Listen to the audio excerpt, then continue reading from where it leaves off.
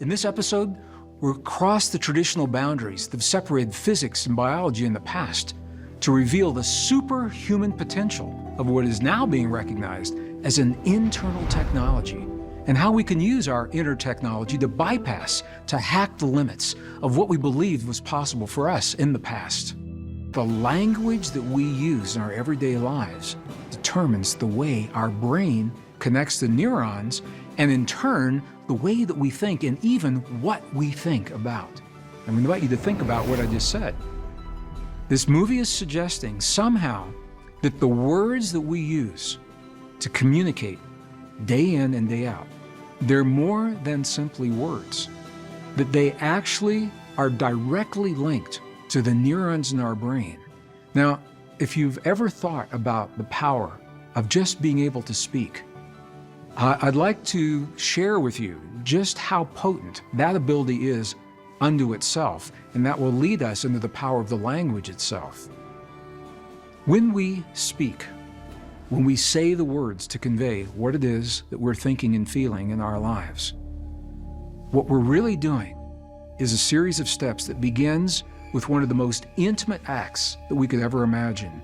We invite into the deepest recesses of our bodies the breath of life from the world beyond our bodies.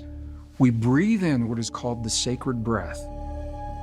We breathe it into our bodies and we draw it deep into our diaphragm. And once that breath is in the diaphragm, we begin to massage that breath with our diaphragm, with the muscles in our diaphragm in a very precise way. We flutter the diaphragm just the right way to now direct the air back from where it just came, back through the passages, over the muscles in our throat that vibrate and undulate in just the right way at just the right time to create the acoustic vibrations that allow what we were thinking to be emitted from our body, from our mouth, back into the air around us as messages that become precisely that, the messages that are interpreted through the eardrums of the people that we're speaking with. Wow, when you think about that, what masters we are. What masters we are at the communication. But what our ancestors are telling us is that the language that we are using to convey that sacred acoustic vibration, that language is really where the action is. So the English language, as well as many others, is based upon principles of separation. And that separation is reflected in the ideas that it embraces. Separate and isolated thinking about things like you versus me, or them versus us. We think about winners and losers. This is the language of conflict and war. Language based in connection creates a very, very different kind of experience, different kind of thinking. A language based in connection is unity thinking. This is the language of evolution, of community, of cooperation. So the bottom line to what I'm saying to you here is that we change the language, we change the brain, or stated another way, change the language, change the way the brain accesses the matrix. A growing body of scientific evidence now suggests that we do not hold memory in the neurons in our bodies. We now know we have neurons in the heart as well as the brain. But what these discoveries are showing us is that those neurons are not what contain the memory. Rather, the neurons we can think of as antenna, biological antenna, soft antenna, that tune to the place in the field, in the matrix, where our memories actually reside. Now, this idea is more than just a metaphor, it's more than just a theory. What I'm saying to you is so real that engineers are actually now beginning to design the next generation of computer chips based precisely upon this idea. When engineers were working with futuristic technologies and we're saying, where is our computer technology going to go? One of the things they discovered is that the silica that we've used in the past has limitations for the amount of information that can be stored on that silicon chip. So they began looking to nature. Where in nature can we find the material that could contain the vast amounts of information that we're now beginning to access and they chose water. The new chips are actually based upon a single droplet of water. Now, this isn't tap water from the bathroom. It's highly refined, highly structured water compressed into a chip that interfaces with the machine, with the computer as we know it today.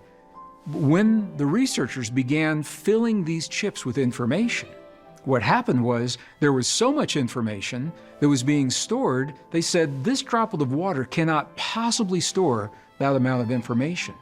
They were pumping tremendous amounts, libraries of information into this chip. And the mystery was, where's the information being stored? And they realized that the information was not confined to the droplet of water.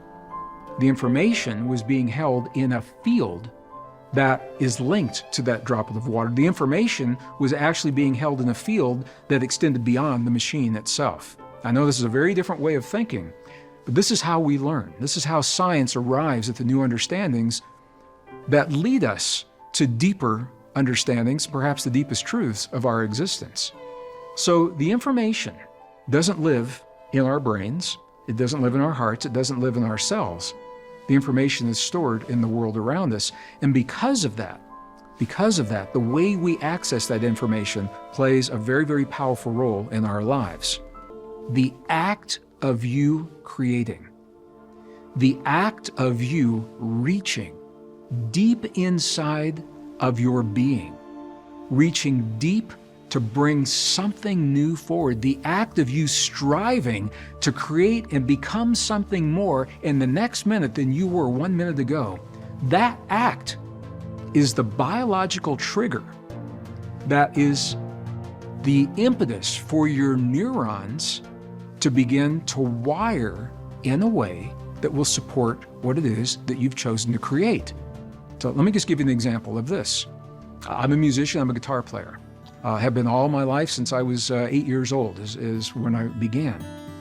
When I want to learn how to play like another guitar player, one of the most influential guitar players in my life was a man named Michael Hedges. I saw him live. I saw him play live, and I went up to the stage and he took the time to talk to me. He was very kind to me. Had a very, very powerful impact on my life. Michael Hedges, when I saw him play, he blew all of the constructs, all of the rules of the way I'd been taught classically to play guitar. So when I want to play like Michael Hedges, and I listen to his songs again and again, at first it's very mechanical.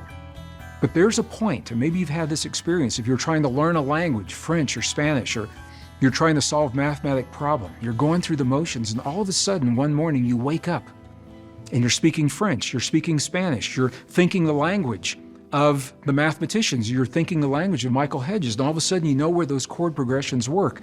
When that happens, here's what you've done. What you've done is the act of you striving to achieve that expression is what triggers the neurons in your body to actually find other neurons to grow and find other neurons. The image you're seeing on your screen right now is a single isolated neuron looking for another neuron that it can hook up with. They're very social. They want to hook up, these neurons. And what you're seeing on your screen is what happens to many neurons when you are doing this. It is the act of you striving to create that triggers the neurons to fire the way they fire. This has a direct impact and a direct consequence when it comes to language and the words that we use to express ourselves in our lives.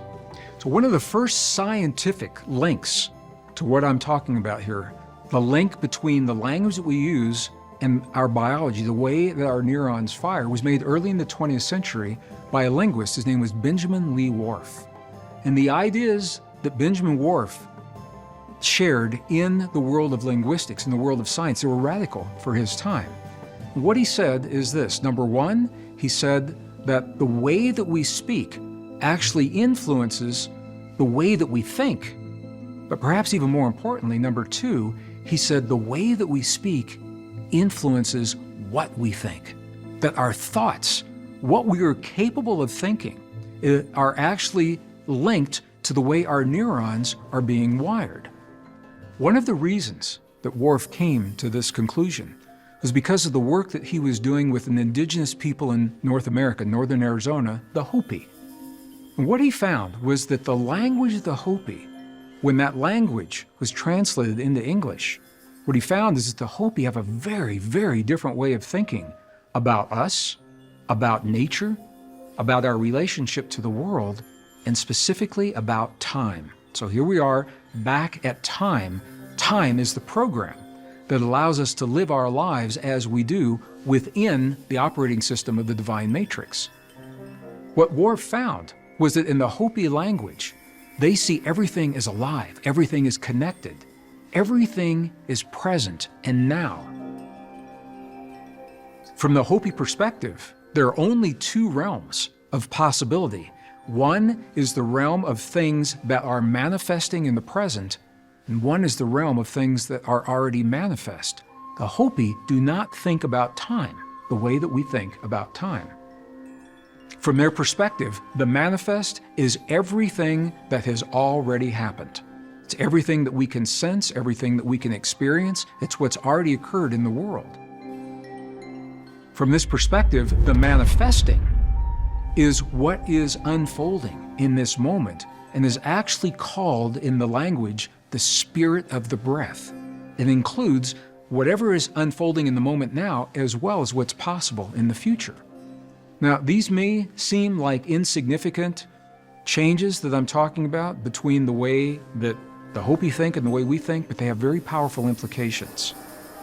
Let me talk to you about the concept of time in the Hopi language. In Hopi, there is no time as we know it. There's only now. And what Worf found when he was exploring the language is that there were no nouns in the Hopi language to specifically refer to the past or the future. Everything is present, everything is happening right now. So for example, the idea of a wave, when we look at the wave in an ocean, we say, look at that wave. For the Hopi, it's impossible to see one wave in a moment in time and call it a wave. Because it is happening now, the word is waving. When they are looking at the wave, we say, look at the wave, but we know there are other waves out there. The Hopi say that the ocean is waving. They actually have a word, they say wa la lata, meaning the plural waving is occurring, the plural waving.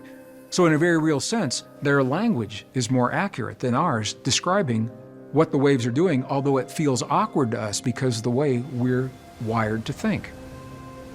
So the Hopi are using the same words to describe what is or what has already happened. They're describing a quantum possibility that has already become manifest while leaving the future open for other manifestations and other possibilities. Well, when we look at the movie The Arrival from this perspective, it opens up a whole new realm of possibilities because this is the central theme to the movie. In the movie, humankind, through the language of separation, was on the brink of war, on the brink of destruction in the modern world because of the weapons we have and the kind of war that was possible. And it's precisely at this moment in time when a new language is introduced to the world. Now, in the movie, it happened to come from another world, and that was the ET perspective. But there is a growing body of scientific evidence that suggests something very similar to what happened in The Arrival has already happened here on Earth. That didn't necessarily come from another world in our time. It may have been left to us in the past. Right now, there are 23 examples of ancient texts, ancient languages that were given to the people of the earth that to this day cannot be translated. We don't know what they say. Through the wisdom preserved in some of our most ancient and cherished indigenous and spiritual traditions, we can now think of language as the user interface for the operating system of our lives, the divine matrix.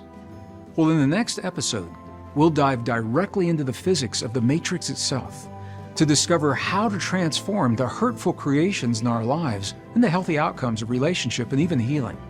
I want to thank you for joining me for today's program, and be sure to tune in to our next all-new episode of The Divine Matrix, Bridging Time, Space, Miracles, and Belief.